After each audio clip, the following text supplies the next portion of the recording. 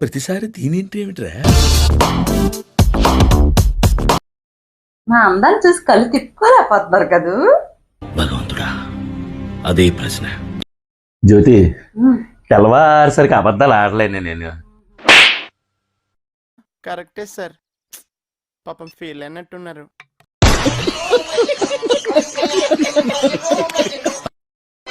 ఏమిటి ఇంకా స్నానం చేయలేదా? కార్తీక సోమవారం వెళ్ళి స్నానం చేయండి. వెళ్ళండి. అప్పుడప్పుడు నేను ఎందుకు పుట్టినానా అనిపిస్తుంది సార్. స్నానం చేస్తారా? అయిపోయింది. సరే, ఈ రోజు మీరు ఉపవాసం. నేను అనుకోలేదే. నేను అనుకున్నాను. పళ్ళు తినొచ్చు కదా. పళ్ళు కాదు కదా, పచ్చి మంచినీళ్ళు కూడా ముట్టుకోవడానికి వీలేదు. రాత్రి వరకు, రాత్రికి నత్త భోజనం చేయాలి. ఉపవాసం అంటే దేవునికి దగ్గరగా ఉండడం. ఇలా చేస్తే దేవుడికి దగ్గరగా కాదే, దేవుడి దగ్గరే ఉంటామే.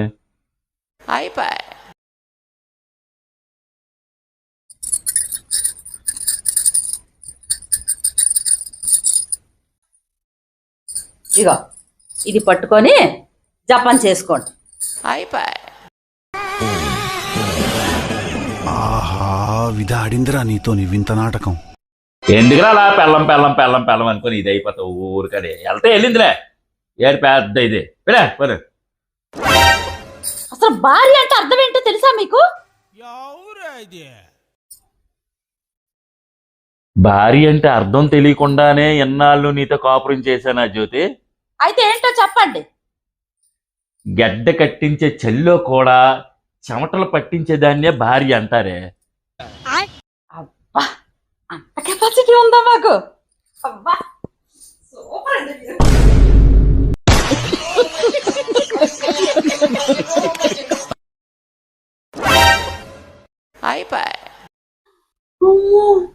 పనిచేస్తుందా? పనిచేస్తుందా?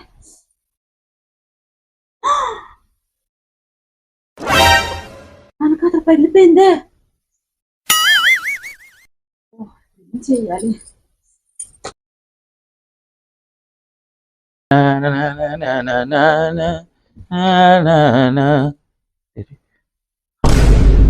జ్యోతి, ఏంటండి? ఏటే సల్లిరిగిపోయింది? ఇరిగిపోయిందా? అయ్యో, ఇందాకలు ఎలాగొచ్చి తోసేస్తే నేనే తీసి పెట్టాను. అయినా మీకు బుద్ధి లేదండి. ఎక్కడ పడితే అక్కడే పడేస్తారు సెల్లలు. అది 50,000 రూపాయలు. ఇప్పుడు ఎలా కొంటారో నేను చూస్తాను. అన్ని ఇలాగే.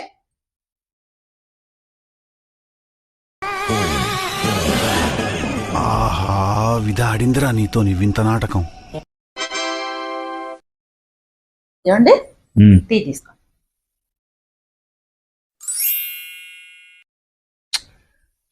చాలా సార్లు చెప్పాను ఏ ప్లేట్లోనో పెట్టుకురా అని. సారీ అండి.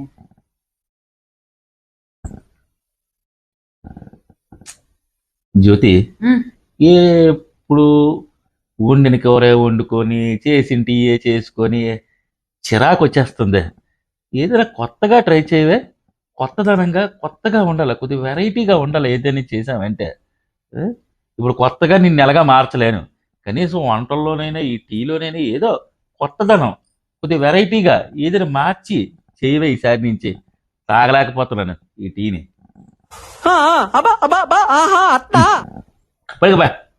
అలాగేనండి. ఏమండి, టీ తీసుకోండి.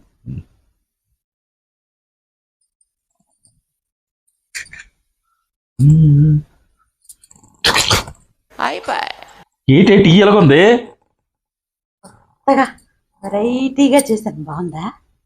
ఇటు ఉప్పు వేసా? ఇదే కదా వెరైటీగా చేయమన్నారు. ఆహా, విధాడిందిరా నీతో నీ వింత నాటకం. బా వచ్చేస్తాను లేరా, ఉండరా. ఒక్క 10 నిమిషాలు నువ్వు బయలుదేరిండు. ఒక 10 నిమిషాలు నీ దగ్గర ఉంటాను. ఓకే. మంచి హర్రర్ సినిమా వచ్చిందట, వెళ్దామా? ఏది ఆ సినిమా? వద్దే బాబు, చాలా దారుణంగా ఉందంట, భయపడతావు. వద్దు. ఈ జ్యోతి భయపెట్టడమే కానీ భయపడడం తెలియదు. ఎంతకి తెగించారా? ఇదేంట్రా అయితే? ఏమండి ఏమండి ఇంట్లో బోళ్ళు పాత సామాన్ ఉందండి, మార్చేసి కొత్తది ఏదైతే తీసుకుందామండి. మార్చేద్దాం. ఉండి వెళ్ళి గోల్డ్ పట్టుకొని వచ్చేస్తాను. మన ఇంట్లోనే గోళ్ళు ఉన్నాయి కదండి. నువ్వు పట్టినంత గోల్ ఎక్కడ ఉంది ఇంట్లోనే? పెద్ద మాట అన్నాడు సార్ ఆడు. తెచ్చేస్తాను. అంతేగా అంతేగా.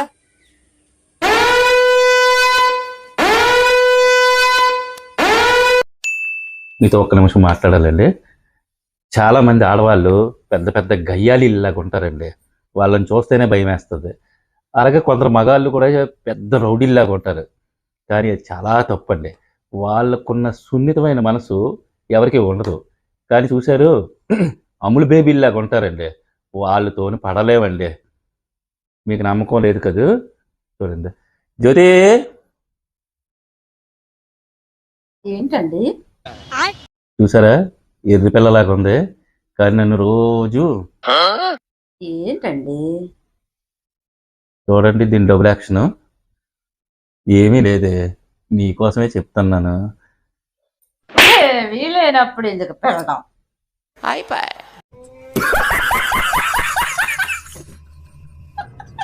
ఏమండి, ఈ రోజు మన పెళ్లి రోజు కదా, నాకు ఆశీర్వదించండి.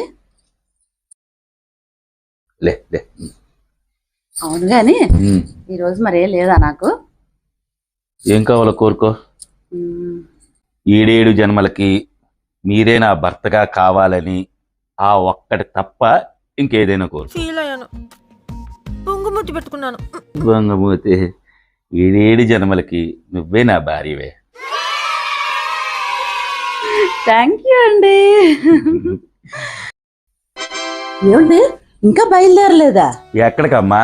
గుడికండి. గుడికి ఇప్పుడు ఎందుకే? పౌర్ణమండి, దీపదానం ఇవ్వాలి. ఓలే, ప్రతి నెల పౌర్ణమి వస్తుంది.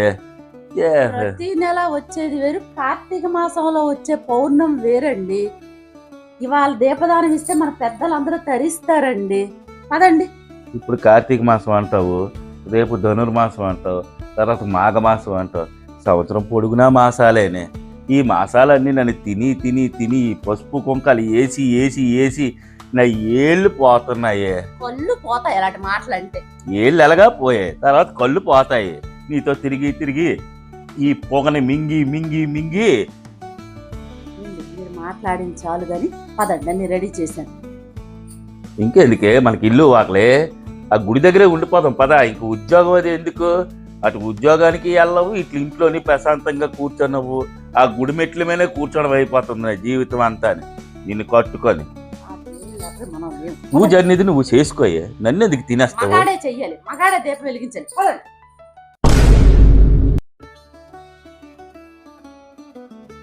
ఒక నెల జీతం ఇవ్వడం మానేస్తే తెలుస్తుంది.